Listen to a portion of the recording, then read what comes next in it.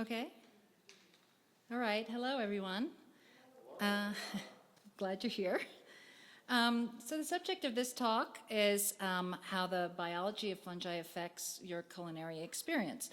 In other words, which mushrooms you eat and what you pay for them is directly related to how they grow. So most people don't know anything about mushrooms at all. Of course, they're not plants, they're not animals, but they do constitute 25% of the biomass of life on Earth. So that's 25% of the weight of all things that live are fungi. So mushrooms are the fruiting bodies of a type of fungus that grows in filaments or like threads, about 10 times thinner than a human hair, and they grow one cell at a time.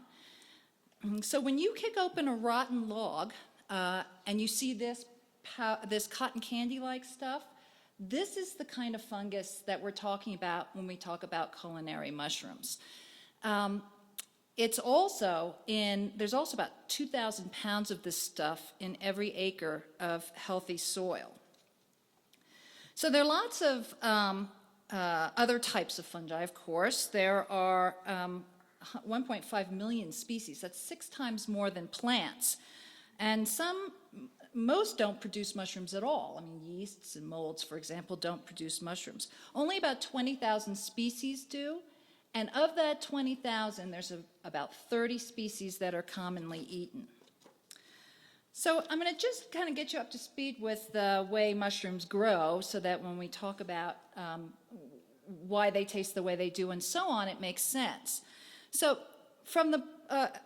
when a mushroom spore, which is like a very, very light seed, lands in a place where the circumstances are right, where it has temperature and moisture and the things that it likes to eat, then it will germinate and grow one cell at a time, branching and rebranching each tip and a food absorption point.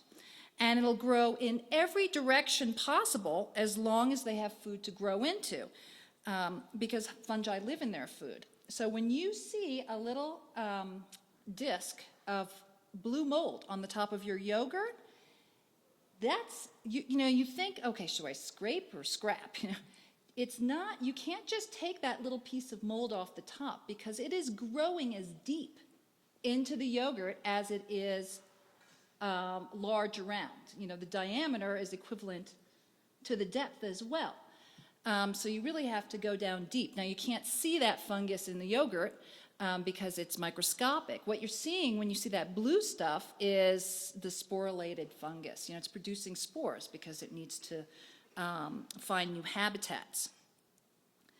So this mass of fungal threads is called a mycelium, and its growth pattern, this growing out hemispherically, helps explain the nature of a fairy ring. This is the outer limit of the growing mycelium. The spores germinated in the center. And that paradigm is true even with filamentous fungus or thready fungi that don't produce mushrooms, like ringworm, right? The spore germinated in the center, and this darker ring is the outer growing edge of the fungus. As long as a fungus has food to eat, most multicellular fungi, not like yeasts, which are just one cell, but most multicellular fungi can live forever. They don't biologically age. And indeed, the largest and possibly the oldest living organism is a fungus. That's this scar here. It's a pathogenic fungus, a fungus that kills trees. This thing is living in Oregon. It's called an Armillaria solitipes. It's like a honey mushroom, and it's 3.5 miles square and 2,400 years old. So briefly, here's how a mushroom is born. When a spore A grows into a mycelium, and spore B from another spore grows into a mycelium, and they have copacetic genes, then the two mycelium can join together. It's sort of like two streams coming together to join a river. And it's from this secondary mycelium that a mushroom can be born. There's no gender with fungi. In fact, scientists have found as many as 27 different sort of parents of a single secondary mycelium. Whatever sparks a mushroom to grow, that's a mystery, but the filamentous threads, these long strands, 1 cell thick of fungus life, they wind together like a knot in your hair, and from that node, a mushroom develops. The mushroom is the fruiting body. So when we're eating mushrooms, we're eating the organs of sexual reproduction like a fruit or a flower. And so when you're buying mushrooms, you should think about them the same way you do as a fruit. Look for the same qualities: a good smell, plump firmness, a kind of juiciness. If they're wrinkled, dehydrated, it's just like if you see an apple that's wrinkled and dehydrated, it's not going to be so good. You should store it like in the same way too. Don't wash a mushroom and then put it in a plastic bag in the fridge, or it'll develop secondary molds. But do wash mushrooms. Mushrooms that you collect in the forest need to be washed of forest debris and, squirrel pee-pee. And then mushrooms that are cultivated need to be washed before eating, because they are often sprayed with pesticides. So mushroom spore get out into the atmosphere to find new habitats, mainly via wind. In this case, you have the mushrooms are propulsing the spores out, and then the wind blows it around.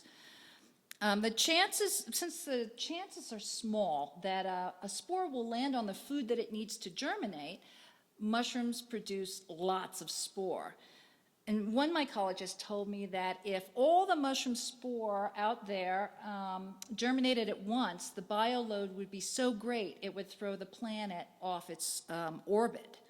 And indeed, with every breath, you breathe 1 to 10 mushroom spores, and you have your whole life. That's something like 300,000 mushroom spores you breathe a day. When we've evolved, our immune systems have evolved to cope with this and not see those spores as a problem. But folks with immune disorders will have mold allergies and so on. Well, the reason why we've evolved with them is because we've been living with fungi for a long time. Fungi are one of the 3 complex kingdoms of life on Earth.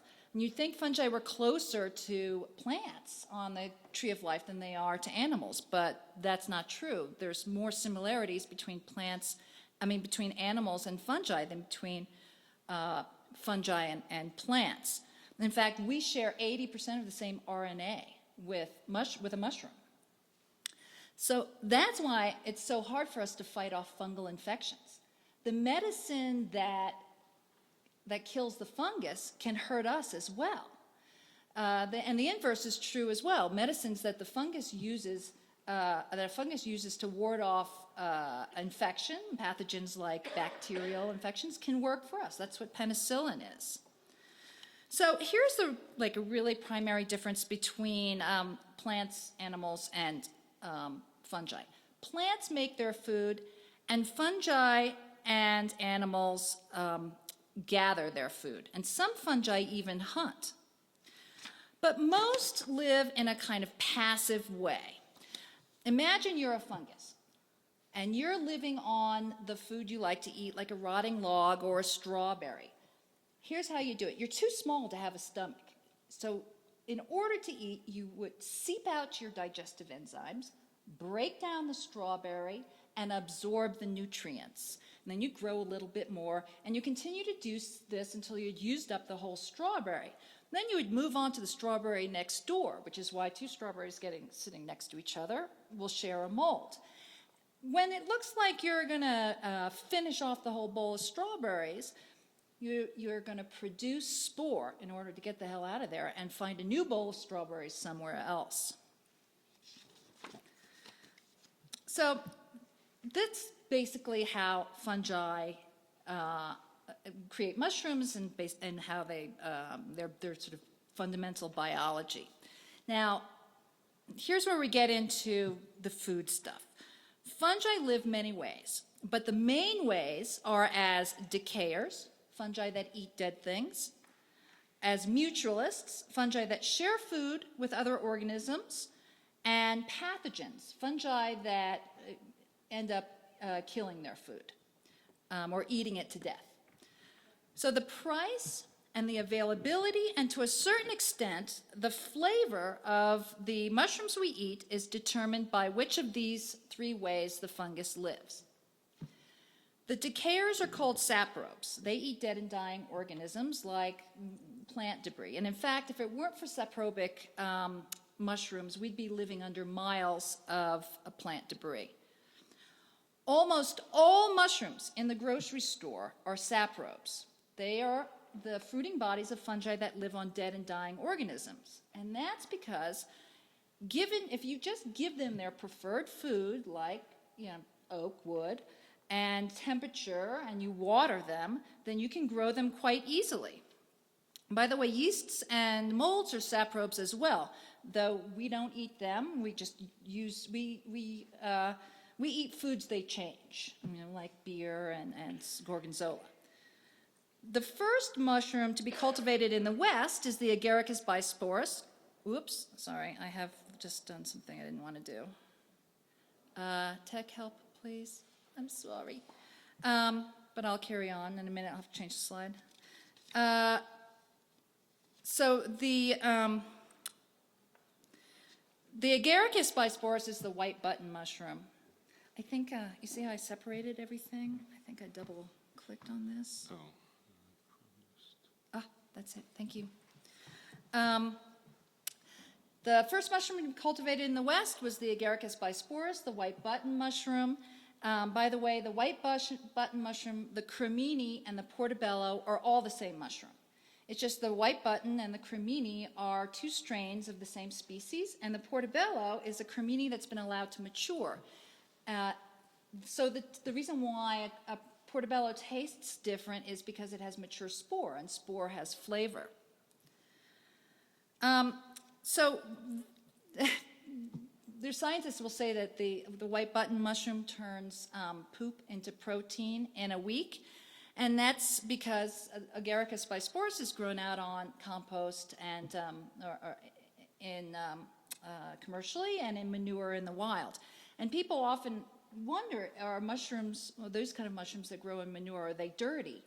Well, they're not, because the fungus is breaking that manure down, or that compost down, into its inert parts, like hydrogen and oxygen and minerals and things. So it's just not manure anymore. It's the stuff from which all organic matter is made from. So the white button mushrooms have a kind of interesting history. They were first cultivated in France, but in the United States they were cultivated for the first time by Quaker carnation growers in the southeast corner of Pennsylvania. And what they did is this carnation grower, actually his son, realized that you could grow, that because mushrooms didn't need sunlight, he could grow these mushrooms underneath the carnation beds in his dad's greenhouse. He got spawn, dried spawn, which is the mycelium of the fungus from France, and it comes dried it used to come dried in a brick. Wild spawn, oh here, this is a good kind of example of the sort of history of growing these mushrooms in underneath flower beds. It's that sort of paradigm still exists in these current mushroom houses. They're like bunk beds of mushroom houses. So the preserved spawn was a product where the mycelium was dried and then cut into bricks and exported. And it often died en route, but there's, plenty, of course, survived. And mycelium can hibernate. As any of you know who's ever bought a pair of shoes at a thrift store, and they smell like totally fine, but then you get them wet and it wakes up the fungus inside. Well, this is the same idea. This is how spawn works. So the dried spawn would get exported to the USA, and then it was watered and composted, and American mushroom growers started growing mushrooms. But a lot of it died because of the stress of transportation, of course, but also because with every teaspoon of soil that you gather, there are a million microbes competing in that microbial arena. And the way the spawn was gathered is that the mushrooms were growing in the wild. The French guys would gather the mycelium and then transplant it into compost beds where they'd grow it out, and then they'd produce the spawn from that. But they didn't even know they were always getting the same mushrooms, and all kinds of microbes were getting in there and killing the stuff off. So that's what what motivated the USDA to produce pure spawn from a spore, germinating a spore in a Petri dish. Now, this opened the door to widespread mushroom farming because, well, the word spawn comes from the Old French espandre, and that's because when you break a mycelium in half, both sides will continue to grow. One piece of spawn, or mycelium, of pure spawn, right, the size of a watch battery and the weight of a housefly can produce 1 million pounds of mushrooms. So you can imagine it's a pretty profitable business. So white button mushrooms are saprobes, right? They eat dead and dying things, manure and compost being dead stuff. These are all saprobes as well. These are all mushrooms that eat dead and dying things, and they're all mushrooms that are cultivated. Although in a restaurant, it's very common that they'll say, okay, wild mushroom risotto, and then you say, what mushrooms are in it? And it's these. You can get these wild, but only in their season. So if you're not getting it in their season, and some of them are rather particular and some are more gregarious, then you can assume they're cultivated, which, is fine. It's just that hopefully you're not paying for wild the cost of wild mushrooms. There is a flavor difference, although it's not really intense, but when you see, this is all right, so here's the wild mushroom and here's the cultivated. These are Maitake, hen of the woods. We get them in the east. They grow they grow under oak. The difference in flavor between these two is the cultivated tastes a little less complex. Why?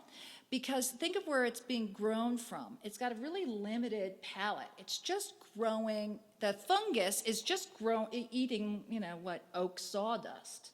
Whereas the wild fungus, the wild hen of the woods, has this huge buffet that it can access.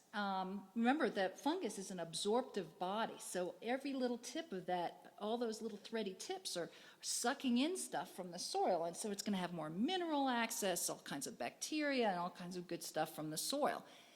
So you really could say that that like the wine grape, mushrooms reflect their terroir, which is also why you shouldn't gather mushrooms in mining tailings. So when the more expensive mushrooms, like chanterelles and boletus, I happen to have just recently found all these boletus, by the way, or porcini, as they're otherwise known, these species grow differently from the saprobes. They do not grow by eating dead or dying things. They are the fruiting bodies of fungi that grow on the roots of living plants or living trees. So the wild mushrooms that we eat are mycorrhizal fungi or root fungi.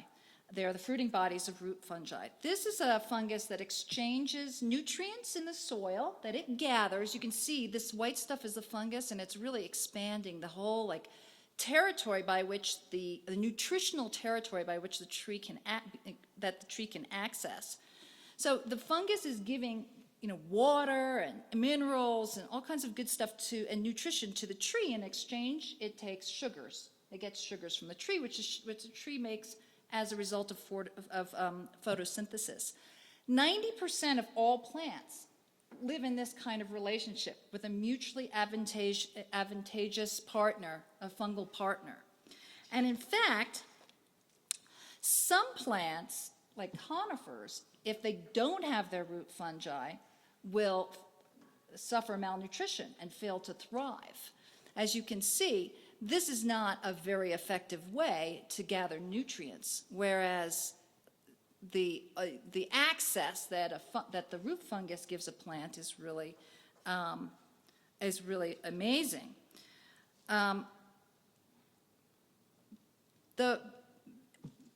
In the wild, the root fungus can nourish multiple plants at the same time, sometimes over a very large area. It's like a couture service, where one tree might get more of a certain mineral, another tree might get more water. Now, some mycologists will say they think that the root fungus determines what the plants need. I'm more of the thinking, I'm not a mycologist, I'm a journalist, but based on what I read, I think it's more likely that the tree just takes from the buffet what it wants. One thing that's really particularly interesting is that the root fungus will grow off a master tree onto the roots of a little sapling, giving it a kind of leg up in nature. And you can see here is a perfect example of that happening. So because this fungus lives in a mutualistic relationship with other plants, in order to cultivate them, you would have to create an ecosystem. You would have to plant an orchard. You'd have to make sure that the soil had all the right microbes. I mean, we're not very good at creating ecosystems. So you can imagine it would be a very expensive thing to do. And so that's why all of our wild mushrooms are mycorrhizal, because it's or the result of root fungus, because it's just it's not profitable to cultivate them. I'm going to digress slightly. So you know that idea of the sapling being helped by the root fungi? So this is I went with Daniel Winkler to Tibet to study this very strange mushroom that grows out of the head of worms, and this is the Cypress gigantica. It's these fantastic giant cypress trees in Tibet. And Daniel gave me a little sapling, which I planted in my yard in Long Island. And it's inside there. And I planted it between two conifers. The thinking being that the fungus, these are mature conifers. So the fungus on the mature conifers, the root fungus, is going to hopefully spread onto the little to the roots of the little sapling and give it a leg up in its sort of new country. And if all goes well, in about 900 years, this is going to be the largest organism in the Hamptons.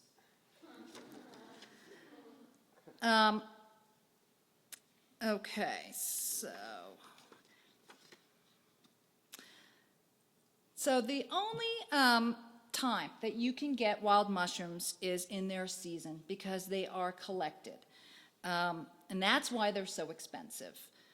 Someone has to go into the woods, find the mushrooms, bring them back in, sell them to distributors, or find a restaurant to sell them to. It's a time-consuming business, and it's why you pay what you do for a truly wild mushroom. So the first wild mushroom pickers were indigenous people, and then later European settlers who recognized the mushrooms that they knew from their homeland. But in the 1880s, wild mushroom harvesting began in earnest when collectors realized that Europeans and Japanese would pay good money for American mushrooms. Plus, there was an American culinary awakening, and so there was a little bit more of a market for American wild mushrooms. The first commercial pickers were out-of-work loggers in the Pacific Northwest. They knew the patches in the woods. But soon all sorts of people were getting aboard, and today, circuit pickers, primarily Southeast Asian Americans, follow the mushroom bloom, primarily in the Pacific Northwest, or the Northwest segment of the country, 6 to 10 months out of the year.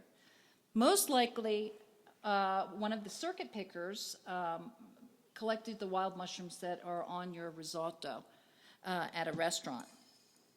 They also hit the burns. Morels come up in copious amounts on burn sites. This is in the spring after a summer burn, so particularly in Montana. So there's a forest fire in the summer. You have a nice rainy spring, and up come morels in huge numbers. Now, these are called word morels, and some tasters say they're not as tasty as naturals, right? Morels that grow underneath living or dying trees. You know, morels, are they mycorrhizal or are they saprobes? Well, morels just seem to be everything. They're a very unusual group in that respect. Anyway, I think they taste the same. I think they're delicious. But those folks who say there's a difference say that the burn morels aren't as good. And if that's the case, maybe it's because the food the morel eats, that all those microbes in the soil have been cooked by the fire. So there's less, you know, they're more like a cultivated mushroom in that respect. There's sort of less of a palette of foods from which it's drawing nutrition. The international trade in the 1980s in American wild mushrooms was $5 to $10 million a year. By the 1990s, it was in the hundreds of millions of dollars a year. Mostly chanterelle, morel, porcini, and matsutake.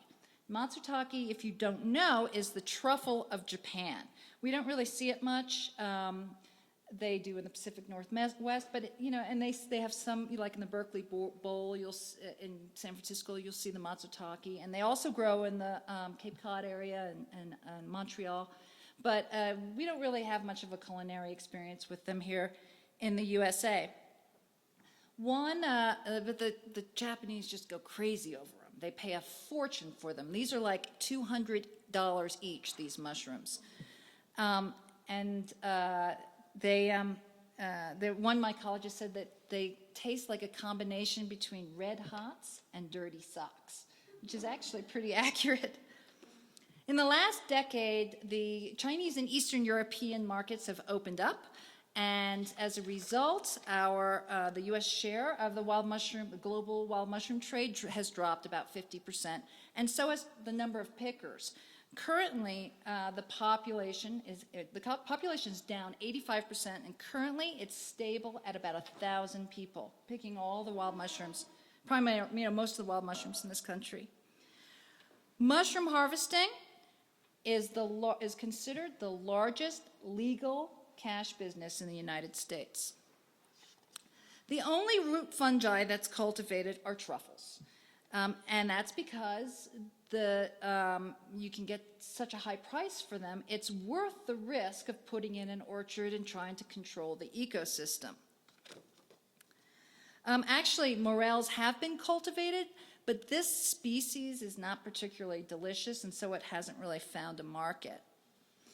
So truffles are the fruiting bodies of mycorrhizal fungi or root fungi that have evolved to grow underground. There are at least 60 species. Most are inedible, although none are considered poisonous. When mushrooms went underground, they gave up their primary mode of spore dispersal, WID, like I described earlier. So truffles evolved to use animals as a vector. When the spores of a truffle mature, here I'm going to show you a half a truffle there. When the spores of a truffle mature, and the whole exterior of a truffle is spore-bearing, they emit aromatic compounds that animals dig up. So there are truffles that have evolved with moles. They produce aromatics that the moles go crazy over. They dig them up, and then they eat them, and they spread the truffle spore in their scat or whatever. Then there's truffles that have evolved that squirrels love. They can't get enough of them. They dig them up, they eat them, they spread the spore in their scat, and or just exposing them to the air. The truffles we prefer have evolved to attract swine. And those truffles only release their aromatic compounds for about 4 days. My cousin Mario, that's not my cousin Mario. My cousin Mario is a truffle hunter in Tuscany, but he does hunt with this kind of dog. It's called a lagotta. Looks a little bit like a labradoodle.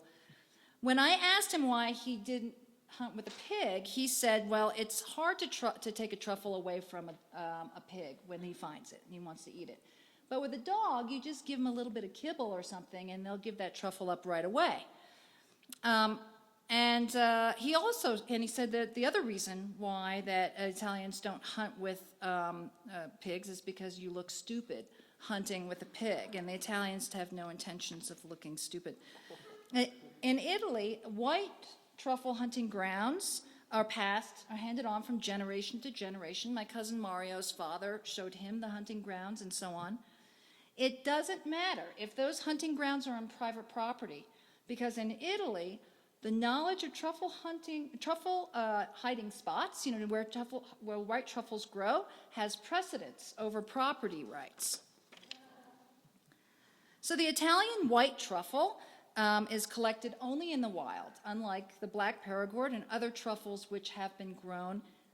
Believe me, there's a lot of people who would like to grow this truffle, but there's been no success. And I'm going to guess that maybe it's because there's another symbiont involved. It's not just the tree and the fungus fruiting a truffle, but there may be also a bacterial symbiont or a bacteria and its virus. We have this is the thing about symbiotic relationships. We tend to think of them as one-on-one, but the fact is that that's just not the way nature works. Everything that lives in symbiotic relationships with everything else, and everything else lives in symbiotic relationships with even more critters.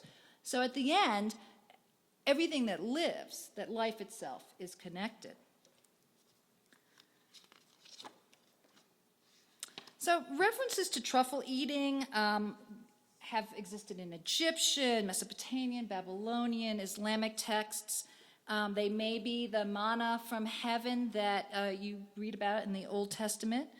The ancient references probably refer to this truffle, the desert truffle, which grows on a type of rose bush in the desert. There's these kind of lumps that you see, because some of them are just tremendous, right? Supposedly the camels really hate to step on them. European references to truffle eating declined during the superstitious Middle Ages. I think the thinking is that because the clerics were afraid that eating truffles would whip the congregations into sexual frenzies. But post-Renaissance, talk of truffles and truffle eating returned, and by the 19th century, France was supplying 1,000 to 2,000 tons of truffles to Europe. So we're talking about that black Perigord truffle, they call it the black diamond of the kitchen, versus the white truffle, which is also even more valuable. So people think truffles are aphrodisiacs because there's these aromatic compounds that are produced by the truffle to attract the swine are mimic chemicals that are in some human parts, like a men's underarms and women's urine. And truffles definitely smell really, really good. If you have one, you want to compulsively sniff it. But truffles don't emit aromatic compounds to attract you to your dinner companion. They attract aromatic compounds to attract you to it. So this kind of product, which is made from one of the aromatics in the truffles that we like to eat and is sold as an aphrodisiac, usually on those kind of websites that have like bachelorette party stuff, what this is going to do is it's not going to attract you to like the guy you're having dinner with. It's going to attract you, well, I guess to it. Maybe you want to drink the stuff or something.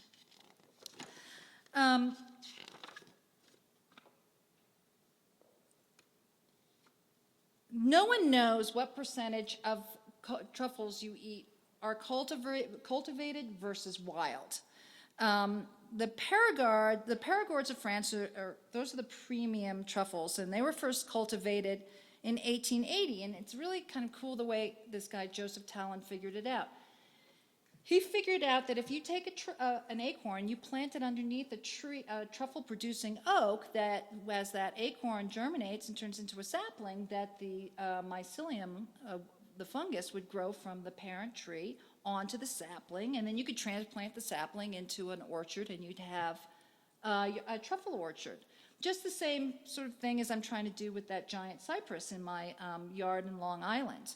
And that's the way truffles were farmed up until the 70s, when the French government actually paid for the research to determine how to inoculate saplings with the spore of truffles. And now there are truffle orchards all over the world. The most productive in the USA is in Tennessee. It's called Tennessee truffles. But while you can prove that the truffle mycelium has colonized the roots, that's what this stuff is, this brulee, you can't guarantee that it's going to fruit. So this is a potentially huge disappointment for the many people who have put in truffle orchards and think that in 5 to 10 years they're just going to be raking in the big bucks.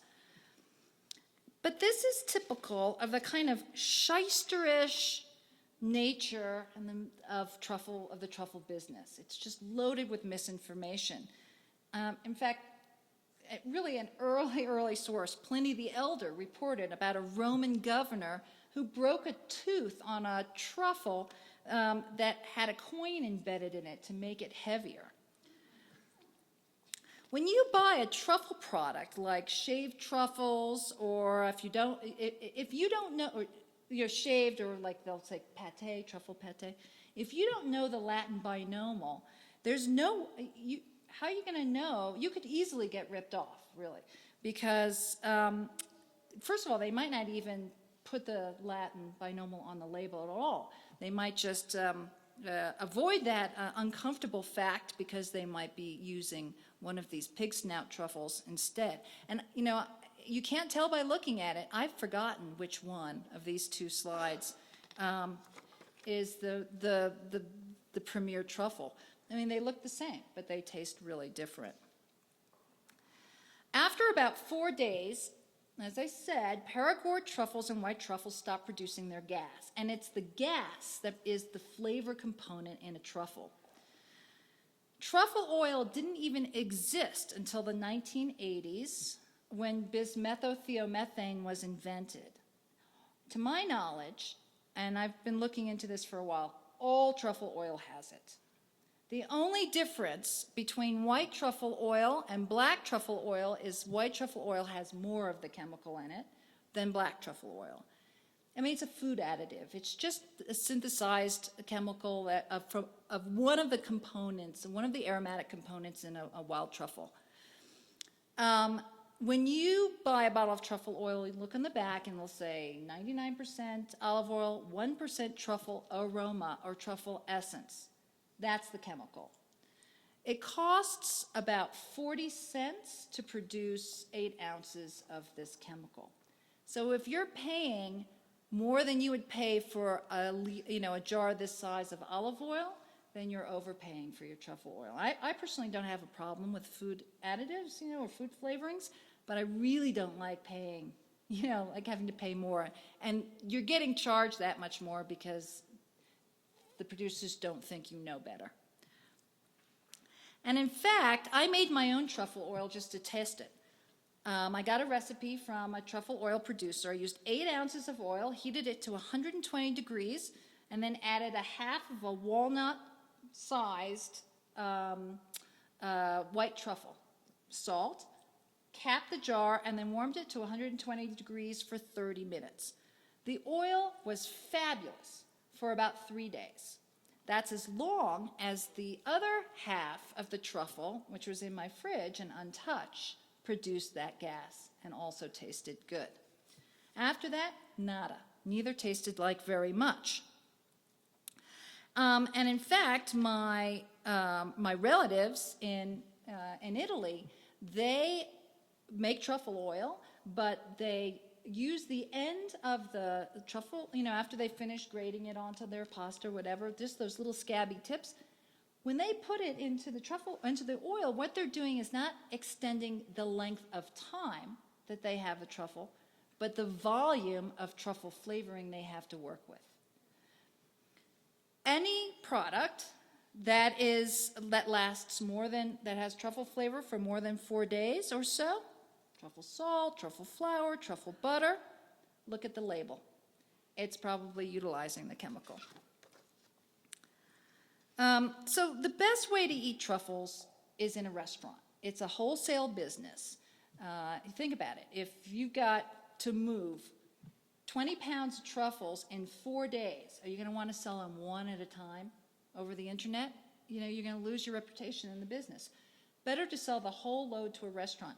And the truth is, restaurants don't really mark up truffles that much. It's more of a publicity thing for them. So if you're going to eat truffles, I recommend you go to a restaurant. Now there's another type of mutualist, but we're not going to talk about this one because it's a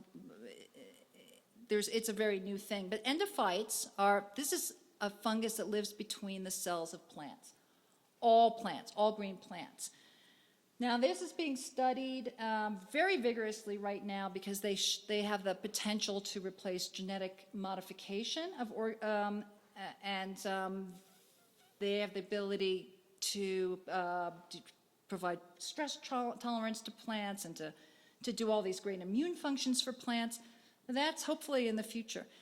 The reason why I wanted to show you this slide is because I can't help but thinking and I don't know this, but if every plant has fungus living between its cells, what's the chances that that fungus doesn't add some kind of flavor to our food? It might. I like that idea. I think that's kind of weird.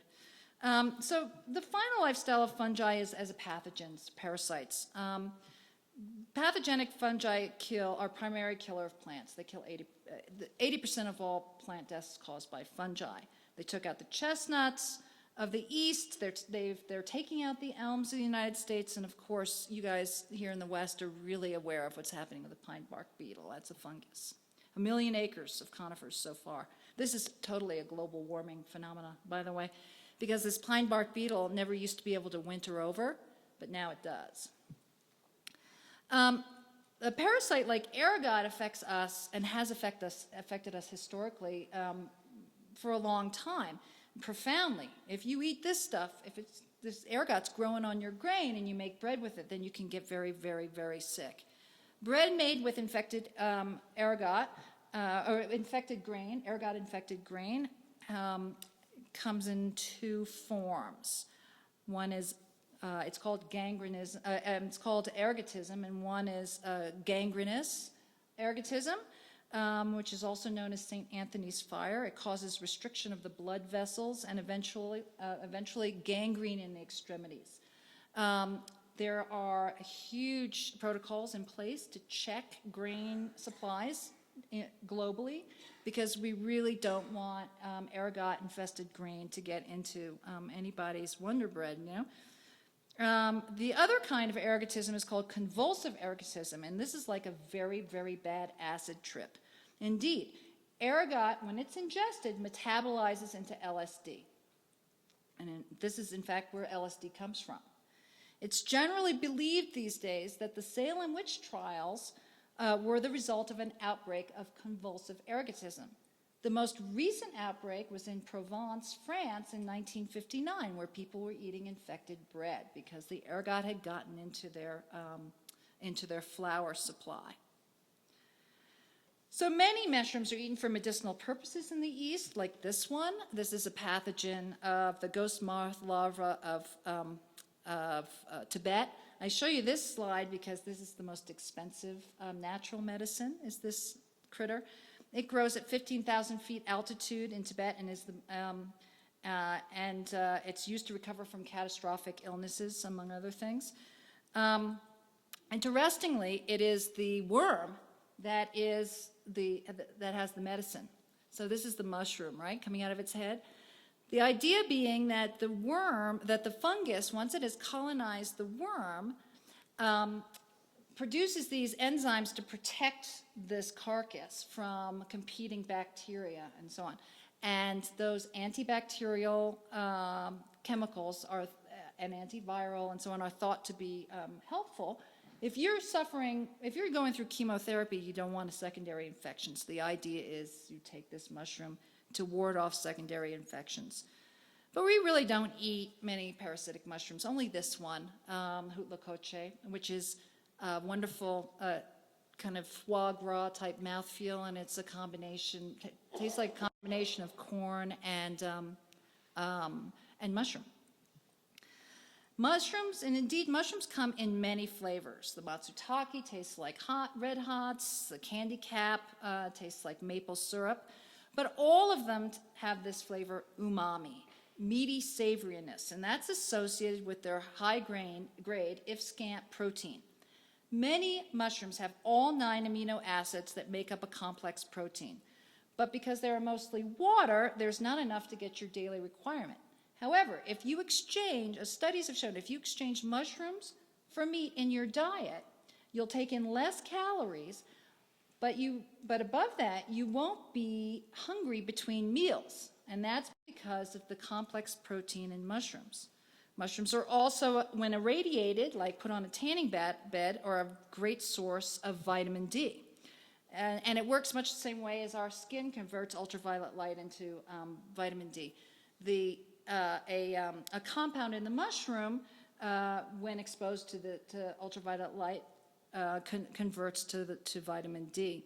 And mushrooms are also a great source of fiber, and that's because their cell walls are made of something called chitin, which is the same stuff that shrimp shells are made from. That's another thing that mushrooms and animals have in common. You know, it's a fantastic adaptation because mushrooms are mostly water. And in fact, the reason why mushrooms these are the mushrooms that grow in the ground, right? Not the tree mushrooms, the polypores. They're there all the time. They're like perennials, year after year. But the mushrooms that just seem to pop up overnight, the reason why is because when they're that little node, that little knot of hair, you know, that's going to grow into a mushroom, they have all of their genetic material. They have all their cells. They have all their enzymes. Everything's in place. And what happens is that when it rains, the mycelium, the fungal body, just delivers all this water to that little baby mushroom, and it swells. So mushrooms don't really grow. Most of them don't. The culinary ones, they swell. As a result, oh, by the way, I'm just going to point this out since we are at the Telluride Mushroom Festival, that when people take, I don't know if Britt maybe mentioned this before, I hope, when people take magic mushrooms and they dose themselves by weight, they're making a mistake because the size of the mushroom matters. A little mushroom that doesn't weigh very much has the same amount of chemicals, cells, genetic material, as a big mushroom fully grown. So for those of you who are, I don't know, staying after the festival, you might want to keep that in mind. Anyway, the reason why a mushroom might be mostly water, but be able to push through asphalt and not fall apart, because it's mostly water, why doesn't it fall apart? Is those tough cell walls. Now, digesting those cell walls is a little bit of a problem. We have the enzyme to do it. It's called chitinase, but it's kind of latent. It doesn't seem to be that active in many people unless you come from a bug-eating culture. If you don't come from a bug-eating culture, you do yourself a favor by cooking mushrooms first, because that breaks down the cell walls, the chitin. Otherwise, and even so, the chitin is like a prebiotic. It's a fiber, and it'll go right through you in the best possible way. So mycologists are people who eat mushrooms. They're masters of eating all types. I know people who eat this mushroom, which is a poisonous mushroom, and it has a toxic compound in it that is the same stuff from which missile and rocket propellant is made. It's called monomethylhydrazine. It will make you very sick. It'll totally blow out your kidney. But some people eat it because it's heat labial. If you boil it, the toxin becomes a gas, and gas is off. You just can't put your face over the pot while you're boiling it. The same goes for this mushroom. My father used to buy Christmas trees from this Italian guy in Yonkers named Nick Mastro Pietro. And one time Dad was buying a Christmas tree from him, and these mushrooms, the Amanita muscaria, was growing underneath the conifers. And Nick said, oh, you know, those are really good mushrooms. I eat them all the time. And Dad said, are you kidding? They're poisonous. Nick said, no. It's just that after eating them, it's the weirdest thing. I fall asleep right away. And my dad said, you're lucky you wake up. Well, I've tried these mushrooms with two guys. One who's here, Larry Evans. I don't think he's around. Anyway, he can tell you the recipe. But they boiled off the ibotenic acid, which is a neurotoxin in this mushroom. And they boiled it, I can't tell you how long. I think it's an art, not a science. And then they sauteed it. And I ate the mushroom. It was delicious, very nutty. And then I promptly fell asleep, like, you know, the drug they give you when you have a colonoscopy. Out. And I woke up 3 hours later with one shoe on. And I feel lucky that I didn't wake up in a ditch. Mycologists are experts at identifying mushrooms and understanding the ways they interact with the human digestive system. So learning about mushrooms is a skill best shared between people. You can learn it from books, but it's not the same as field identification. So how do you find out about, let me go back and say who this is. Yeah. So how do you find out about wild mushrooms, hunting wild mushrooms, or join your local mushroom club?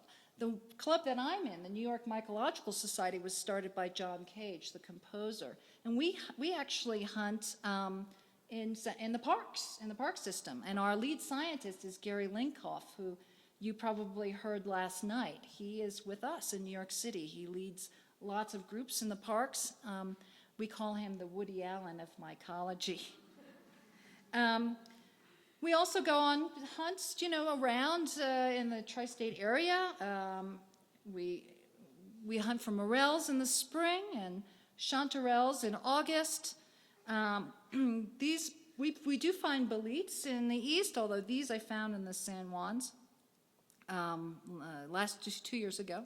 We find oyster mushrooms, which I notice are up this season, big time in the forests.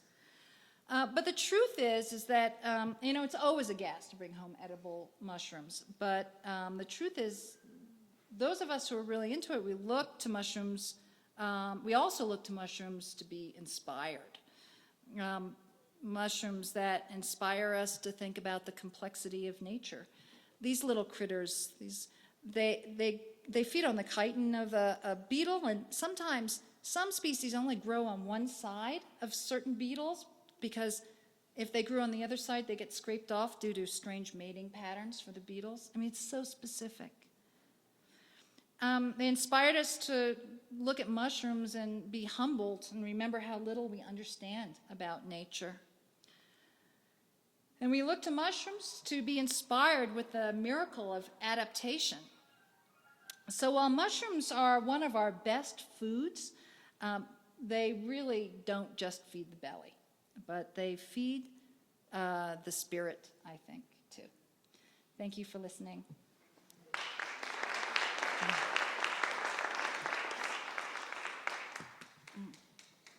I can take any questions. I can take any questions if you have them.